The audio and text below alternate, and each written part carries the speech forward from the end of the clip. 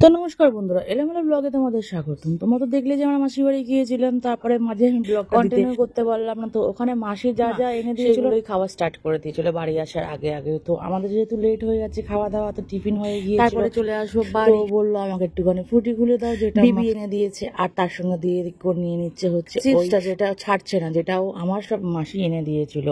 যেহেতু আমরা বড়রা সব চাউমিন খেয়েছিলাম, তো ও তো কিছু খাইনি, ঝাল লেগে গেছিল, ওর জন্য এগুলো তো বানতাই। কিন্তু মাসির সঙ্গে কথা বলবো না, কিন্তু আবার চিপসটা কিন্তু নিয়ে নিচ্ছে, এদিকে তাকাচ্ছে, চিপসটা নিচ্ছে কেমন করে দেখা। তারপরে অনেকক্ষণ গল্প গুজব করার পর এবার হয়ে যাচ্ছিল বাড়ি যাওয়ার পালা, কারণ রাত্রি হয়ে গেছে। আর যেহেতু সন্ধ্যাটা ছিল, যেহেতু রাস্তাটা ফাঁকা ফাঁকা থাকবে, তো অত দূর যেতে হবে, ঘন্টাখানেকের রাস্তা, তাড়াতাড়ি বেরিয়ে যাওয়ারই চেষ্টা করলাম। কি ও চলো,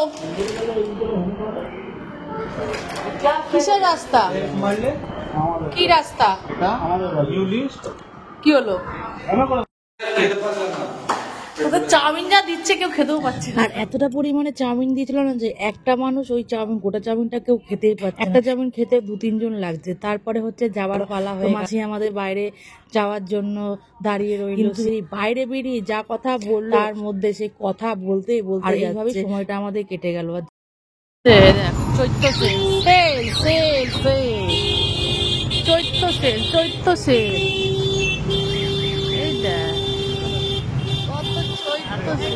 মুখোশ দিয়েছে, সেল সেল সেল, চৈত্র সেল 2000 বল। চলো এসে গেলাম, চলো চলো। হাঁপিয়ে গেছে রে, দেওয়ার দায়িত্ব পড়েছে মাসির বাড়ি দিয়ে এসে। গোপাল পুজো দিচ্ছে রে, ওরে বাবা, তো জগন্নাথকে ডাইরেক্ট পুজো দিচ্ছে। ওরে বাবা, থালা তুলে নিচ্ছে। এ হে, কি করছো?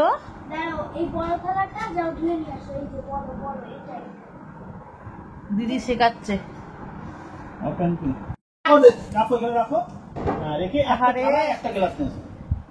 কাজ করছে, একটা থালা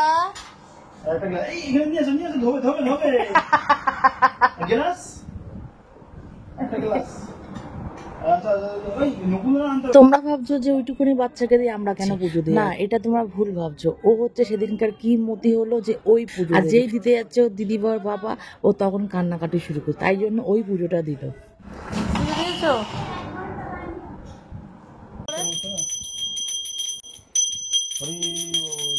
ওর যদি খুব ইচ্ছে হয়েছে পুজো দেবে, কিন্তু ওর থেকেও মানে ওয়েটে বেশি হচ্ছে আমাদের ঘন্টার ওয়েটটা, তো ওইটাই নাড়িয়ে কিন্তু পুজো দিল।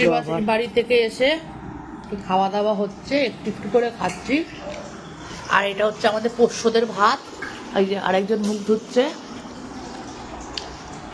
আর আমি খেয়ে নিচ্ছি উচ্চালু ভাজা। আর চলো রাতের বেলা ডিনারটা সেরেই ফেলি, আমাদের সঙ্গে কথা বলতে হবে। পর থেকে কিন্তু আমি আর মানে ব্লগটা কন্টিনিউ করতে পারিনি। তো আজকের ব্লগটা এই পর্যন্তই। তোমাদের কেমন লাগলো আজকের এই ছোট্ট মিনি ব্লগটা আমাকে কমেন্ট সেকশনে কমেন্ট করে জানাবে। ভালো লাগে তাহলে শেয়ার করে দেবে, একটা লাইক দিয়ে সাথে থাকবে।